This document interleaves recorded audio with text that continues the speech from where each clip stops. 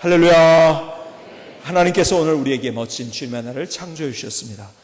오늘 함께 기쁨으로 찬양하며 경배하며 예배드리는 여러분 모두를 주님의 이름으로 환영을 드리고 여러분의 삶의 새로운 하나님의 역사들이 넘쳐날 수 있기를 주님의 이름으로 축복합니다. 축복합니다. 우리 앞뒤 좌우를 돌아보면 서로를 축복합시다. 주님의 이름으로 축복합니다. 주님의 이름으로 축복합니다. 주님의 이름으로 축복합니다.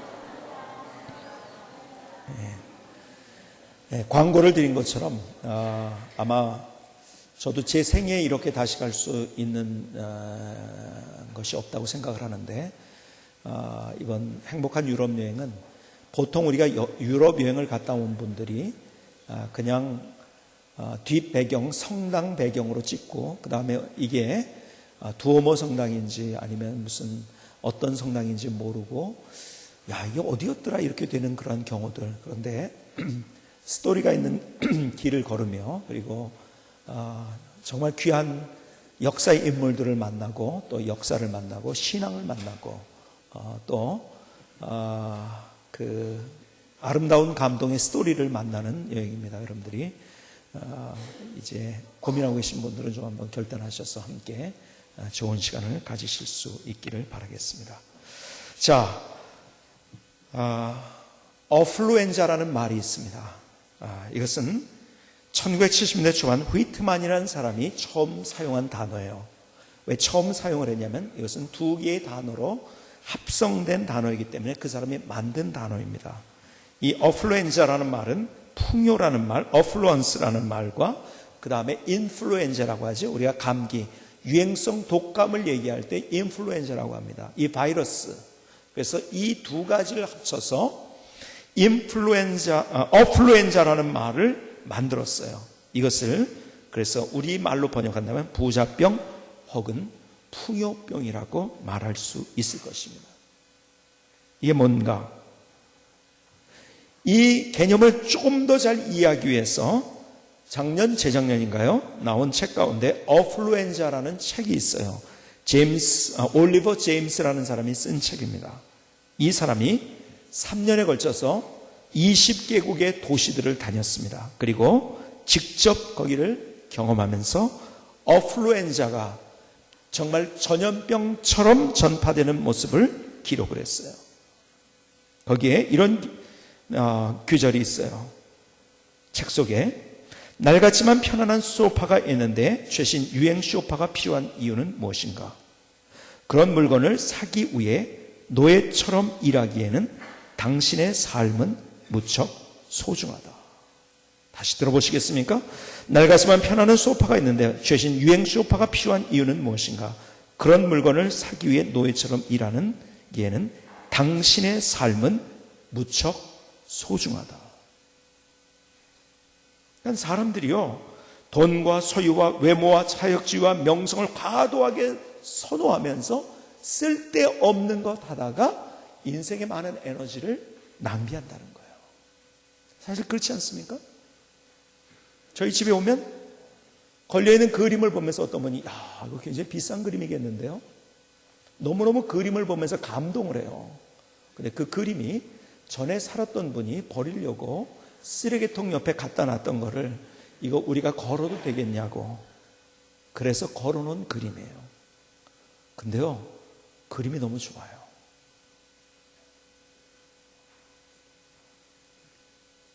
집에 있는 여러 가지 의자를 이런 것들 옆에 여러분 요즘은 뭐 쓸만한 건데 버린 것들이 많아요. 그래서 그걸 갖다 놓고 거기에다가 한번 좀 못질 한번 하고 그 다음에 뭐 니스를 칠한다거나 아니면은 뭐 이렇게 뭐 이쁜 커버를 덮는다거나 그러면 아주 멋진 의자가 또 되더라고요.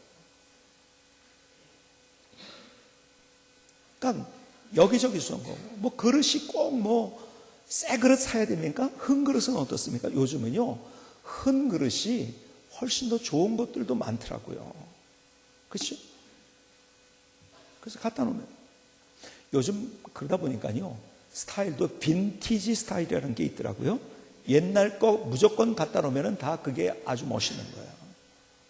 응? 저희 집에 장모님이 쓰던 시집 올 때 가져왔던 재봉틀 뭐 이런 것부터 시작해가지고요 그냥 뭐 뒤주 같은 것들 뭐 이런 것들 제 스타일은 아니지만 하여간 저희 집사람이 하여간 뭐 어디를 가면 그냥 거기서 주워와요. 그렇게 그거 막 걸어놓고요. 이거 왜 가져왔냐고 그러면 또 걸어놓으면 괜찮더라고요. 여러분 사실은요, 우리가 어떤 면에서 우리가 정말 자꾸 유행병처럼 번지는, 그래서 많은 것들을 소유하고 또 새 거를 사고 또 뭔가 이렇게 자꾸 다른 사람에게 과시하려는 것이 전염병처럼 되어서 우리의 인생 쓸데없는 일에 낭비를 하고 있다는 거예요. 그래서 사람들이 스트레스를 받고 욕구불만, 쇼핑 중독, 불안감, 우울증 이런 것들이 생겨난다는 것이 이 책의 주요 내용입니다. 여러분, 우리는 과잉의 시대에 살고 있어요. 그렇죠? 그래서 사람들이요, 영양도 과잉이 돼가지고요, 영양도 과잉이 돼서 우리 안에 수치가, 콜레스테롤 수치도 높은 이유가 뭡니까? 사실은요, 좋은 걸 너무 많이 먹어서 그런 거예요. 그렇죠? 다 과잉입니다. 그래서 사람들이요, 다이어트를 합니다. 그렇죠? 어떤 통계 보니까 사람들이 90% 이상이 다이어트를 하겠다고 결심을 했더라고요. 그러니까 여기에 있는 분들 대부분 다이어트 하겠다고 결심 안 해본 분들은 없을 거예요. 그렇죠? 다 다이어트, 내 몸에 좀 다이어트를 하겠다. 근데 내 몸에 다이어트를 하기 전에 더 중요한 다이어트가 있어요. 뭔지 아십니까? 그것은 우리의 인생의 다이어트예요. 우리의 인생의 다이어트가 필요하다. 그래서 오늘 여러분께 드린 제목이 현명한 포기, 이것이 인생의 다이어트라는 거예요. 자꾸 사실은요, 내가 너무 많이 쌓아놓으니까요, 필요할 때 어디 있는지 몰라. 진짜 못 써요. 집안에서도. 그렇죠? 여러분, 그런 경험들 다 있죠? 그렇죠? 없는 것처럼 그렇게 저 쳐다보지 마시고, 다 있잖아. 그렇죠? 끄떡이셔야지 좀. 단순하게 있었으면 금방 찾아갈 수 있었는데요, 너무 많이 쌓아놨다가 어디 있는지를 모르는 거야. 나중에 보니까 다 썩었어. 아니면 유효기간이 다 지났어. 또 버리느라가 또 얼마나 힘듭니까? 그렇죠? 사실은요, 우리의 인생에 현명한 포기, 인생의 다이어트가 필요합니다. 오늘 여러분의 본문, 여러분들이 창세기 12장을 같이 열었어요. 아브라함에 대한 얘기 여러분들이 너무 잘 알고 있죠. 아브라함에게 하나님께서 떠나라고 하셨어요. 다시 보실까요? 오늘 본문을 창세기 12장 1절과 2절. 여호와께서 아브라함에게 이르시되 너는 너의 고향과 친척과 아버지의 집을 떠나 내가 내게 보여줄 땅으로 가라. 내가 너로 큰 민족을 이루고 내게 복을 주어 내 이름을 장대하게 하리니 너는 복이 될지라. 옛날 개혁성의 복의 근원이 될지라. 여러분, 그냥 여기서 떠나라고 했구나, 그래서 아브라함이 떠났구나, 그렇게 생각하지 마시고, 여러분 항상 우리가 성경을 볼 때는 외란 질문, 영적인 호기심을 가지고 외란 질문을 하라고 했어요. 그렇죠? 영적인 호기심. 왜 아브라함을 떠나라고 했을까? 여러분, 떠난 다음에 복의 근원이 된 거예요. 전제가 있어요. 떠나라. 떠날 때 어떤가? 여러분 한번 보세요. 우리가 지금 예를 들어서 외국으로 간단 말이에요. 이민을 갑니다. 그때 어떻게 해야 됩니까? 있던 것들을 정리해야 돼요. 그렇죠? 소위 말해서 다이어트를 해야 돼요. 다 가져갈 수가. 여러분, 지금은 물류가 굉장히 아주 편안하기 때문에 그래도 많이 되지만 웬만한 것들 장롱 다 버려야 돼요. 누군가를 줘야 돼요. 다 포기해야 됩니다. 그래서 갈 수 있는 거예요. 지금 아브라함에게 하나님께서 하시는 말씀이 뭔지 아십니까? 너 있는 것 중에서 중요한 거 하나 붙들고 나머지 다 포기해야 된다 이거예요. 자, 생각해 보세요. 그의 집이 원래 어디였습니까? 갈대아 우르였어요. 갈대아 우르에서 하란을 거쳐서 하란으로 가는 거죠. 이 갈대아 우르가 어떤 곳인지 아십니까? 갈대아 우르는요, 이 해족속의 수도였었어요. 여러분, 성경에 갈대아 우르, 해족속 이런 지명들이 나올 때 사람들이요, 100년 조금 전에만 해도요, 이거 허구다. 무슨 이런 지명 세계에 어디에도 없는데 무슨 엉터리로 성경을 기록한 것이다. 근데요, 그게 바로 고고학적으로 발견이 된 거예요. 옛날에는요, 한 150년 전, 200년, 그때는 소위 말해서 해족속이라는 것이 있다는 걸 몰랐어요. 근데 지금은요, 얼마나 그것이 대단한 문명이었는지 고고학적 발굴에 의해서 사람들이 알고 있어요. 지금은 교과서에도 실렸어요. 히타잇이라고 하죠. 히타잇. 거기에 수도가 바로 우르예요. 얼마나 그 문명이 대단한 문명이었는지, 발견되면 발수록, 고고학을 연구하면 연구할수록 그 도시와 그 문명이 얼마나 대단한 문명이고 대단한 도시였는가를 알기 시작한 거예요. 그래서 요즘 히타이트에 대한 그런 책들도 굉장히 많이 나옵니다. 여러분, 그런데요, 그 당시 그 근동지역의 최고의 문명, 거기에 최고의 심장부에 살고 있던 거기를 떠나라 했을 때요, 여러분 어떻게 됐을까요? 여러분, 가지고 있는 물건들 포기가 됐어요. 그렇죠? 인간관계도 있잖아요. 사람들도 있잖아요. 아는 사람들. 내가 그래도 이렇게 해가지고 다른 사람들 뭐 결혼하고 뭐 할 때 부조 얼마나 했는데 나 이번에 받아야 되는데, 그런 거 있잖아요. 그것도 포기해야 되는 거예요. 내가 살면서 내가 가졌던 수많은 이권들이 있잖아요. 그거 포기해야 되는 거예요. 내가 누렸던 지위가 있잖아요. 직업이 있잖아요. 다 포기해야 되는 거예요. 그래야지 갈 수 있는 거예요. 지금 하나님께서는 단순히 떠나라는 말이 아니라 너 떠나라는 말 속에 담고 있는 행간에 있는 정말 주님의 명령이 뭐 있는지 아세요? 너 포기할 거 포기해야 된다. 다시 말해서 중요한 것만 붙들어야 된다. 거기에서 그의 인생이 새로워졌던 거예요. 여러분 보세요. 아브라함의 복의 근원, 복이 될 수 있었던 그 삶 자체가 복이 될 수 있었던 이유는 포기해야 될 것을 포기했기 때문에, 현명한 포기를 했기 때문에, 인생의 다이어트를 했기 때문에 그렇게 될 수 있었던 거예요. 여러분, 오늘 귀절과 오버랩된 귀절이 하나가 있었어요. 말씀을 묵상하는데요, 사도행전 7장 59절 60절을 보실까요? 그들이 돌로 스데반을 치니 스데반이 부르짖어 이르되 주 예수여 내 영혼을 받으시옵소서 하고 무릎을 꿇고 크게 불러 이르되 주여 이 죄를 그들에게 돌리지 마옵소서. 이 말을 하고 자니라. 스데반이 잤다는 말이 뭡니까? 죽었다는 거예요. 돌에 맞아서. 뭐예요? 순교예요. 이것 때문에 사람들이 두려워지기 시작했어요. 여기다가는 기독교인들이 그냥 몰살당하게 생긴 거예요. 그래서 어떻게 했습니까? 그들이 다 흩어졌어요. 다 흩어졌어요. 여러분, 흩어졌을 때 고향을 떠나는 거예요? 살던 집을 떠나는 거예요? 자기가 있던 곳을 떠나는 거예요? 얼마나 많은 것들을 포기했을까요? 그냥 떠난 것이 아니라, 그들이 그냥 흩어진 것이 아니라 많은 것을 포기했을 때 그들이 흩어질 수 있었던 거예요. 근데 보세요. 사도행전 8장 4절과 5절, 그러니까 그 흩어진 사람들이 두루다니며 복음의 말씀을 전할세. 빌립이 사마리아 성에 내려가 그리스도를 백성에게 전파니. 여러분, 거기서부터 예루살렘, 주님께서 이렇게 하셨어요. 예루살렘과 온 유다와 사마리아와 땅끝까지는 내 증인이 되리라고 말씀하셨는데 그들이 예루살렘만 있었어요. 그렇죠? 근데 그것 때문에 흩어졌어요. 흩어질 때 그들이 가지고 있는 게 아무것도 없어요. 다 포기해야 됐어요. 한 가지, 주님의 한 믿음, 이거 하나만 붙잡았어요. 근데 거기에서 가는 동네마다 사마리아서부터 시작해가지고 온 유대와 사마리아 땅끝까지, 마침내 로마까지 하나님의 복음으로 도시들을 세우게 만든 거예요. 여러분, 흩어진 자들은요, 불필요한 것은 포기했던 거예요. 중요한 것만 붙잡았던 거예요. 하나님은 그런 사람들을 사용했어요.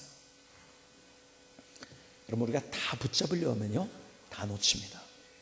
제가 어젯밤에 귤을 좀 사놨어요. 귤을. 그래서 오늘 여기 제가 가져 올라오려고 했었어요. 왜 귤을 사가지고 올라오려고 했을까요? 네?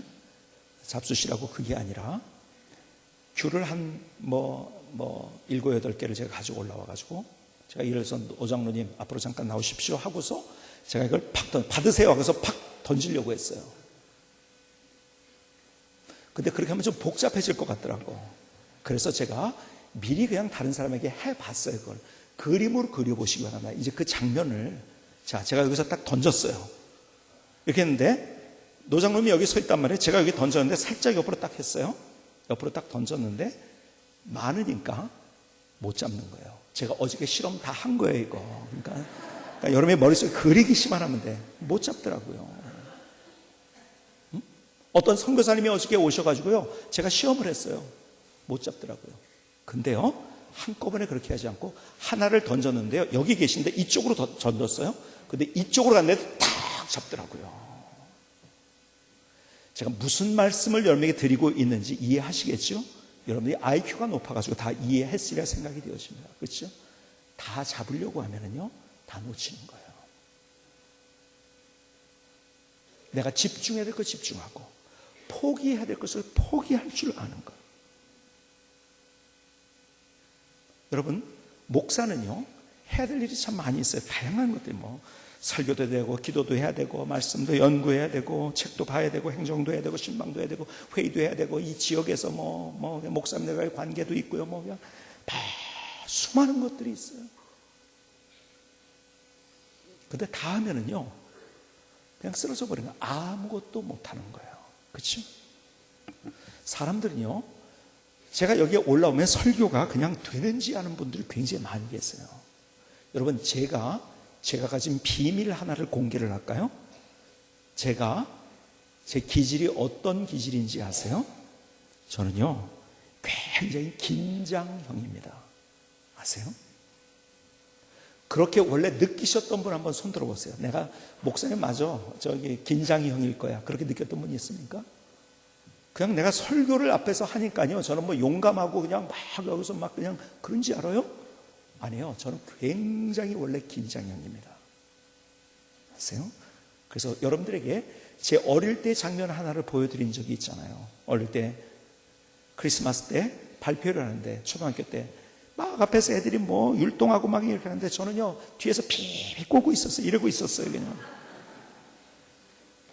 그래서 우리 선생님께서 하는 얘기가, 주일학교 선생님께서, 야, 니네 아버지는 꽈비 공장 사장이냐? 왜 뒤에서 비비 꼬고 있냐? 저는요, 사실 앞에서 뭐 하는 거요, 너무 힘들어하는 사람이에요.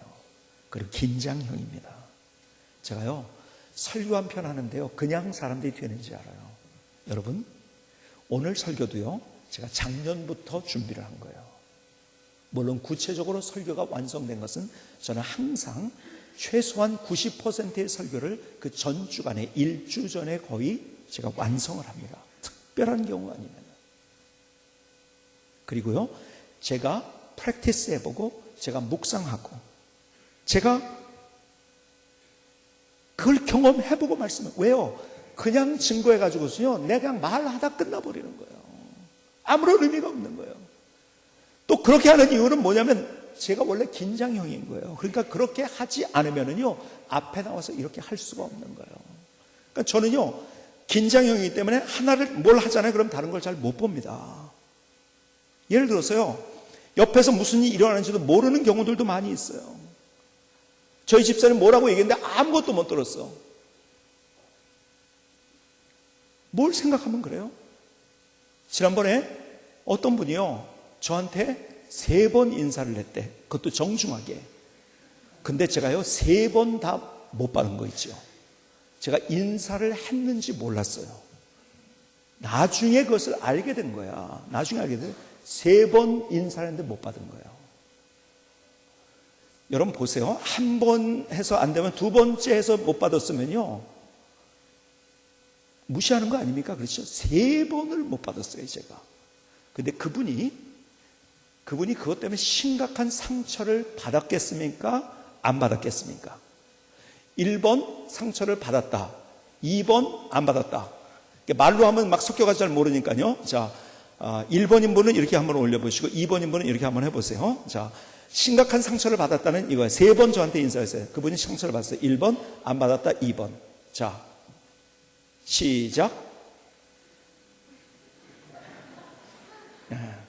제가 보니까 2번도 있지만은 거의 60, 70% 이상의 심각한 상처를 받았다고 생각을 하셨어요. 이건 받을 일이에요. 그렇죠? 심각한. 참 그런데요, 우리 교회가 좋은 교회라는 게 바로 이거예요. 근데 그분이요, 상처를 심각하게 받지 않은 거예요. 그리고 웃으면서, 목사님, 내가 인사했는데 3번이나 못 받대요. 그 저희 집사람한테 얘기를 한 거예요.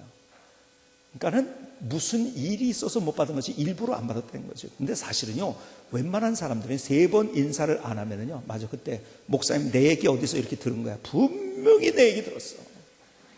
그때 그거 누가 얘기했을 거야.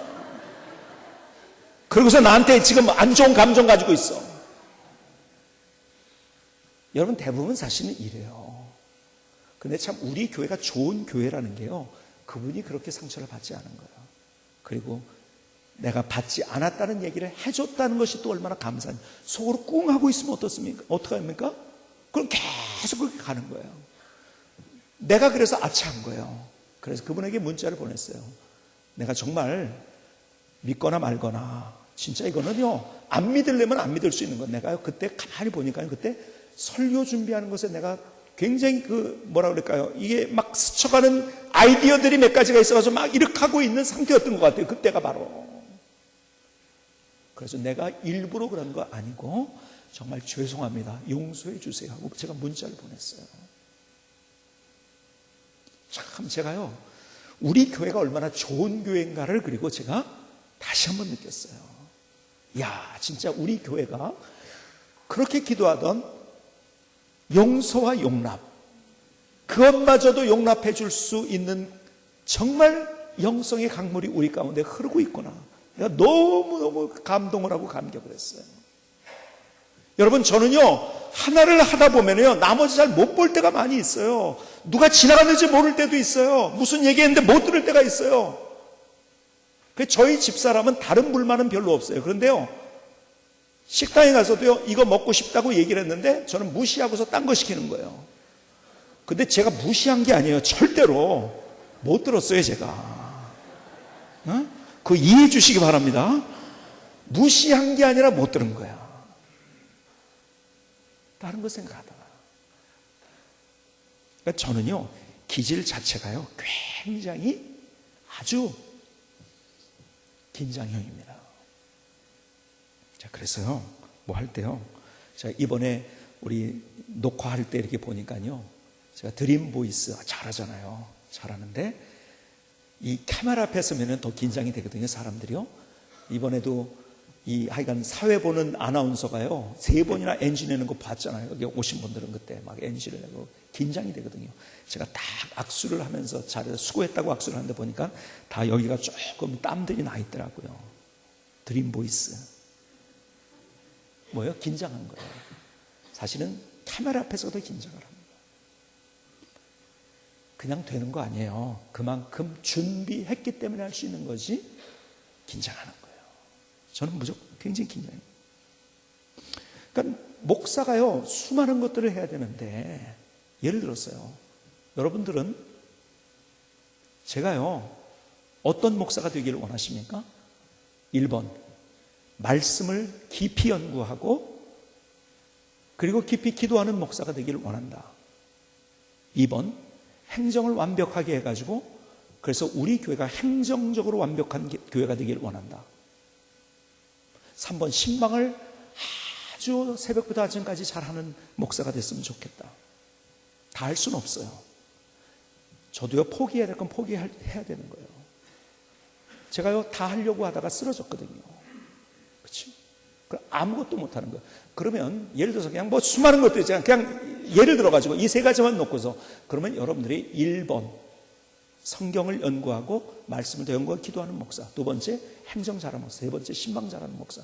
여러분들이 그 중에서 다른 거는 모르고 이거 하나만은 더 잘했으면 좋겠습니다 하는 게 있다고 하면 여러분 몇 번이십니까? 네? 그냥 제가 원하는 거 할게요. 제가 다는 못하니까. 저는요, 제가 해야 될 것에 대해서는 굉장히 체계적이에요. 앞서 말씀드린 성경, 제가 설교를 준비할 때요, 굉장히 저는 다른 거 비체계적인데 설교 준비하는 것만은 체계적입니다. 연구하는 것만은 체계적이에요. 제가 하는 것에 대해서. 그러니까 저는 뭔가 어떤 것인지 붙잡으면은 체계적으로 잘할 조금의 자신은 있어. 그렇다면 여러분들이 체계적으로 하나님의 말씀을 더 연구하는 그런 목사가 되기를 원하십니까? 다른 거 못해도 조금 봐주시기 바랍니다. 여러분, 제가 다 잘할 수 없어요. 저는 하나님이 아니에요. 그렇죠? 제가 무슨 얘기든지 다 똑같은 거예요. 우리는 내가 해야 될 것에 대해서 내가 거기에 최선으로 붙잡고, 그리고 내가 포기할 줄 알아야 돼요. 저는요, 제가 한번 몇 년 전에 한번 쓰러진 다음에 제가 다 하려고 했었어요. 가만 보니까 나는 내려놨다고 했는데 제가 다 하고 있더라고요. 내가 하려고 하는 게 너무 많이 있었더라고요. 여러분, 포기할 줄 알아야 돼요. 그럴 때 우리가 하나를 제대로 하면 그 다음에 나머지 것들은 따라오게 되는 거예요. 여러분, 마태복음 4장을 볼까요? 베드로의 얘기가 나옵니다. 한번 여러분이 그림을 그려보시면, 갈릴리 해변에 다니시다가 4장 18절입니다. 마태복음 4장 18절, 갈릴리 해변에 다니시다가 두 형제 곧 베드로와 하는 시몬과 그의 형제 안드레가 바다에 그물을 던지는 것을 보시니 그들은 어부라. 말씀하시되 나를 따라오라. 내가 너희를 사람을 낚는 어부가 되게 하리라 하시니 그들이 곧 그물을 버려두고 예수를 따르니라. 거기서 더 가시다가 다른 두 형제 곧 세베대의 아들 야고보와 그 형제 요한이 그의 아버지 세베대와 함께 배에서 그물 깁는 것을 보시고 부르시니 그들이 곧 배와 아버지를 버려두고 예수를 따르니라. 자, 보세요. 예수님이 베드로에게 나를 따라오라, 안드레에게 말씀하셨어요. 그때 여러분 보세요. 어떻게 했습니까? 예수님을 따랐어요. 그렇죠? 즉각적으로. 왜 즉각적으로 따랐는지는 이번 주 금요 기도회 때, 지난 금요 기도회 때 제가 이미 다 설명을 했어요. 즉각적으로 따를 수 있었던 이유가 구약 성경과 연결할 때 왜 그랬는지를 제가 말씀을 했어요. 이것 다시 또 설명하려고 하면 똑같은 본문인데요. 다 설명하려고 하면 30분 예배가 더 길어집니다. 그렇죠? 그래서 제가 그건 생략하겠습니다. 대신에 여러분이 금요 기도회 때 정말 열심히 한번 나와서 같이 뜨겁게 한번 기도하십시다. 금요 기도회 때가 얼마나 정말 좋은 시간인지 몰라요. 우리가 뜨겁게 기도할 수 있는 시간. 옆에 있는 분들에게 이번 주에 한번 같이 만납시다. 한번 만납시다. 금요일에 만납시다. 한번 인사 한번 해봅시다. 금요일에 만납시다.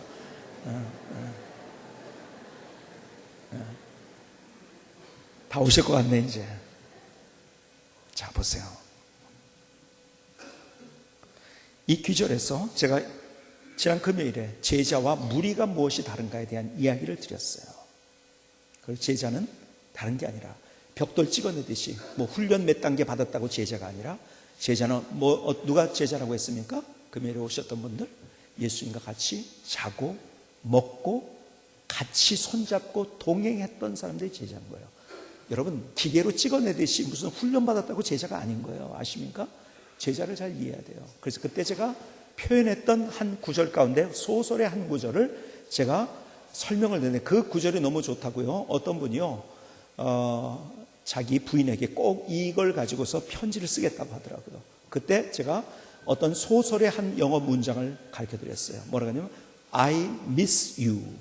I miss you라는 말은 무슨 말이죠? 내가 너무 보고 싶어. 당신 너무 보고 싶어 이거잖아요. I miss you. 근데 그 뒤에 I miss you more than my next breath. I miss you more than my next breath. 뭐예요? 내가 숨을 계속 쉬잖아요. 지금 숨 쉬는데 그 다음 숨을 기다리는 것보다도 당신을 더 기다리고 사모하고 당신을 보고 싶다는 거예요. 내가 이 규절을 읽는데 야, 우리가 주님과의 관계가 이렇게 돼. 이것이 제자다. 주님, 내가 주님과 같이 호흡하고 주님과 같이 동행하고 주님과 같이 걷고 주님의 손을 붙잡고 주님과 같이 먹고 마시고 내 삶 속에서 그렇게 나의 삶을 삽니다. 이게 제자인 거예요. 나머지들은요, 그렇게 같이 자고 먹고 3년 동안 안 했던 사람은 그냥 무리였었습니다. 제자가 아니라. 어쨌든 보세요. 주님을 따른다고 했을 때 어떻게 됩니까? 따른다고 했을 때, 주님을 따른다고 했을 때 그런 그물을 버렸어요. 여기에 잠깐 스톱해서 보시기 바랍니다. 그물은요, 베드로와 안드레의 모든 것이에요. 베드로와 안드레의 모든 것이에요. 근데 포기했어요. 왜? 두 중요한 것을 붙잡기 위해서. 예수님이 왜 메시아인지를 그들이 알게 된 경위를 지난 주일에 말씀드렸는데요. 더 중요한 메시아, 당신에게 더 중요합니다. 그래서 그물은 버려둔 거예요. 둘 다 못 잡는 거예요. 포기해야 될 것을 포기할 줄 아는 것이에요. 마가복음 2장을 보시겠습니까? 마가복음 2장 13절로 14절에 보니까 예수께서 다시 바닷가에 나가심에 큰 무리가 나왔거늘 예수께서 그들을 가르치시니라. 또 지나가시다가 알페오 아들 레위가 세간에 앉아있는 것을 보시고 그에게 이르시되 나를 따르라 하시니 일어나 따르니라. 아주 단순한 귀절이죠. 따르라 하시니 일어나 따르니라. 그러나 따르기 위해서 이 안에 한간에 담긴 얼마나 기가 막힌 사연이 많을까요? 따르기 위해서 얼마나 많은 것들을 포기해야만 했을까요? 사도 바울의 이야기를 한번 들어보시겠습니까? 빌립보서 3장 7절로 8절에 이렇게 말씀합니다. 그러나 무엇이든 내게 유익하던 것을 내가 그리스도를 위해 다 해로 여길 뿐더러 또한 모든 것을 해로 여기면 내 주 그리스도 예수를 아는 지식이 가장 고상하기 때문이라. 내가 그를 위하여 모든 것을 잃어버리고 배설물로 여기면 그리스도를 얻고. 자, 보세요. 이거 쉬운 성경 번역이 있어요. 쉬운 성경이라는 번역이 있는데요, 거기에 이렇게 번역을 했어요. 똑같은 뒤절을. 그때는, 잘 들으시기 바랍니다. 그때는 이 모든 것이 내게 너무나 소중하고 가치 있는 것들이었습니다.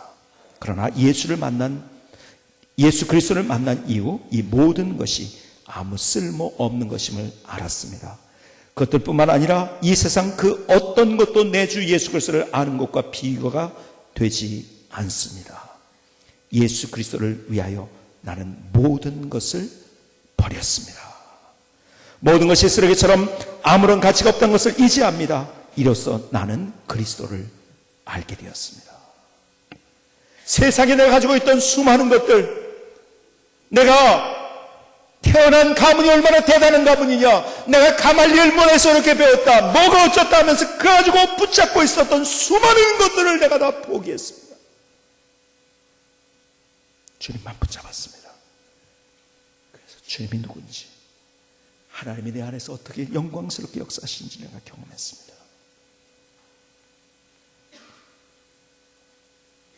여러분, 오늘 주님께서 우리에게 하신 말씀에 다 붙잡으려고 하면 다 잃어버리는 거예요. 포기해야 될 것을 포기하는 인생의 다이어트, 현명한 포기를 할 줄 아는 것이 믿음이다. 오늘 주님께서 우리에게 말씀하고 계세요. 다 붙잡으려고 할 때 다 놓칩니다. 그러나 내가 포기할 것을 포기할 때, 중요한 것을 붙잡을 때, 거기서 우리는 하나님의 역사를 경험하고 인생이 새롭게 회복되어지고, 여기에 성경에 있는 그 사람들, 모든 사람들처럼 하나님이 누구신지를 경험해 더 멋지고 영광스럽고 아름다운 인생을 살아갈 수 있는 거예요. 내려놓을 것을 내려놓고, 포기할 것을 포기하고, 뒤로 할 것을 뒤로 하고, 중요한 것을 먼저 잡을 수 있는 하나님의 사람 될 수 있기를 주님의 이름으로 축복합니다. 김승희 성사님의 찬양을 드리시겠습니다.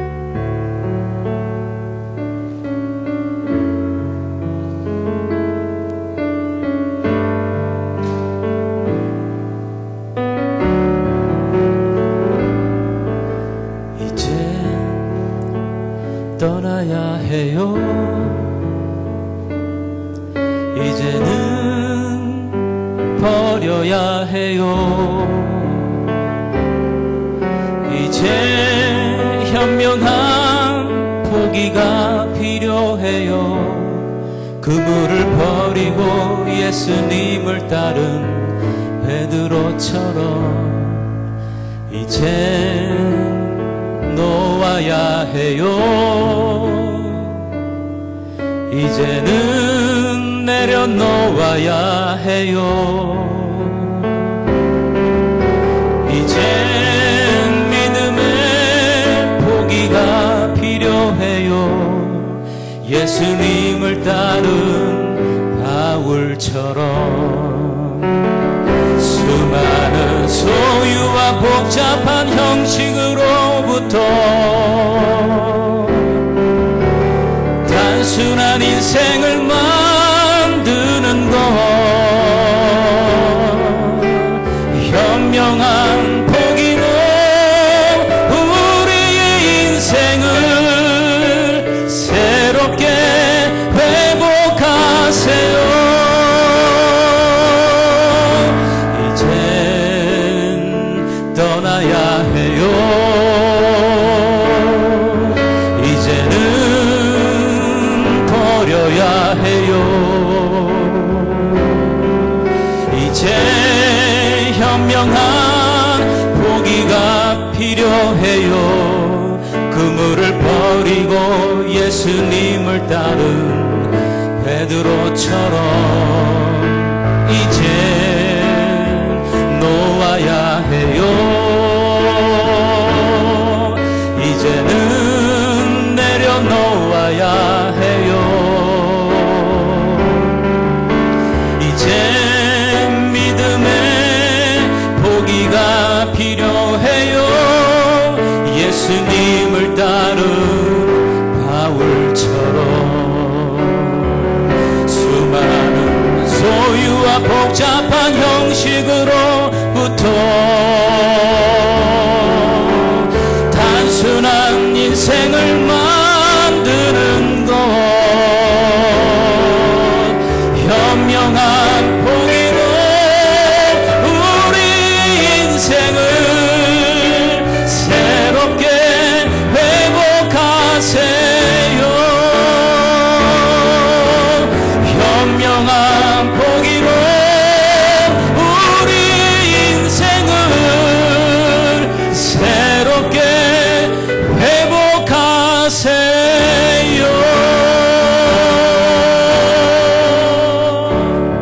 아멘. 하나님, 나의 고백입니다. 하나님, 나의 마음을 주님 앞에 올려드립니다. 하나님, 나의 고백입니다. 모세를 여러분의 마음속에 그려보시겠습니까? 모세는요 40세에 모든 스펙을 다 쌓았어요. 이집트의 가장 기가 막힌 것들을 다 공부하고요, 이집트의 모든 지혜와 지식과 문화와 천문학과 모든 것들을 다 최고로 공부했어요. 스펙을 다 쌓았어요. 그때 하나님이 사용하신 게 아니에요. 40년 광야의 생활을 지났죠. 광야 훈련의 학교였어요. 포기할 줄 아는 것을 배우게 하셨어요. 그리고 80살이 됐을 때 하나님이 그를 가시떨기나무에서 부릅니다. 그때 주님이 뭐라고 말씀하시는지 한번 다시 들어보시겠습니까? 출애굽기 4장 2절 이하에 보니까 이렇게 말씀, 여호와께서 그에게 이르시되 내 손에 있는 것이 무엇이냐? 그가 이르되 지팡이니이다. 가지고 있는 건 지팡이 하나였었어요. 지금 여호와께서 이르시되 그것을 땅에 던지라 하시매 곧 땅에 던지니 마지막 남은 지팡이 하나까지 포기하게 만드셨어요. 주님의 마음을 이해할 수 있겠습니까? 그랬더니요, 곧 땅에 던지니 계속해서 그것이 뭐가 됐다고요? 뱀이 된지라. 그래서요, 그 다음 계절을 계속 보시고 모세가 뱀 앞에서 피했어요. 왜 피했죠? 여러분, 뱀은요 독이 있잖아요. 그렇죠? 그 광야의 뱀은요 독사예요. 다 그냥 물리면 죽는 거예요. 그러니까 피했어요. 근데 주님께서 엉뚱당치 않은 이야기를 하십니다. 뭐라고? 4절을 계속 보시면 여호와께서 모세에게 이르시되 내 손을 내밀어 그 꼬리를 잡으라. 어디를 잡으라고요? 꼬리를 잡으라고 했어요. 자, 생각해 보세요. 꼬리를 잡으면 어떤 일이 일어나는지 아십니까? 에? 물리는 거예요. 머리가 타고 와서 그냥 물어버리겠죠. 공격을 하겠죠. 차라리 붙잡지 않으려면 붙잡지 않아야지 꼬리를 붙잡으면 자기는 죽는 거예요, 그냥. 근데 주님이 꼬리를 붙잡으라고 했어요. 아니, 주님 머리를 붙잡아야죠. 근데 주님은 꼬리를 꼬리를 딱 붙잡았더니 어떻게 됩니까? 그것이 다시 지팡이가 됐어요. 오늘 우리에게 주시는 주님의 마음, 주님의 심장이 뭔지 아세요? 너 포기하는데, 너의 인생 포기할 것이 있는데 네가 맞다고 생각하는 그것도 포기해야 된다. 네 고집도 포기해야 된다. 오늘 하나님께서 내게 무엇을 말씀하신가를 들으실 수 있기를 바랍니다. 주님은 우리의 인생에 포기해야 될 것을 포기하도록 말씀하세요. 그리고 우리의 인생을 단순하게 만드는 거예요. 여러분, 중세 가톨릭의 문제가 뭐였는지 아십니까? 암흑시대 가톨릭의 문제가 뭐죠? 예배를요 어렵게 만들어 놓은 거예요. 순서를 막 꽈놓고요 복잡하게 만들었어요. 그래서 왜 그랬는지 아세요? 사제들이요, 나는 니네들하고 달라 이거예요. 야, 니네들하고 달라. 그러니까 미사라고 하죠. 미사를 드리는데 뭐예요? 라틴어로 합니다. 앞에서 무슨 얘기인지도 몰라요. 아니에요. 예배는 단순할수록 좋은 거예요. 예배 순서는. 그러니까 성경적인 원리, 다 모델적인 교회들이 다 예배가 단순하지 않고 막 여러 가지 복잡한 순서를 넣지 않고요. 단순한 거예요. 우리 인생도 그렇게 단순하게 포기해야 될 것을 포기할 때 하나님의 역사를 경험하셔요. 이게 뭔지 모르겠어요. 나의 습관인지 모르겠어요. 불필요한 습관, 아니 안 좋은 습관인지 모르겠어요. 내가 포기해야 될 것이 내가 빠져있는 어떤 취미생활인지 모르겠어요. 내가 포기해야 될 것이 이것도 잡고 저것도 잡고 가서 여러 개를 붙잡고 놓지 못하고 있는 것 중에 어떤 것인지 모르겠어요. 내가 포기해야 될 것이 나의 소유인지 모르겠어요. 내가 포기해야 될 것이 나의 어떤 행동인지 모르겠어요. 내가 포기해야 될 것이 내 고집인지 모르겠어요. 주님께서 오늘 여러분에게 말씀하세요. 다 다를 거예요. 포기해야 될 것을 포기하는 현명한 포기가 있는 인생, 그것이 멋지게 새롭게 회복되어서 하나님의 역사를 경험하시는 그런 인생이 된다. 오늘 주님께서 여러분이 가슴에 들으시는 주님의 음성을 들을 수 있기를 주님의 이름으로 축복합니다. 현명한 포기, 인생의 다이어트, 내가 내려놓을 것을 내려놓고 내가 목숨 걸어야 될 것, 열정으로 목숨 걸어야 될 것을 붙잡는 하나님의 사람이 될 수 있기를 주님의 이름으로 축복합니다. 기도하시겠습니다.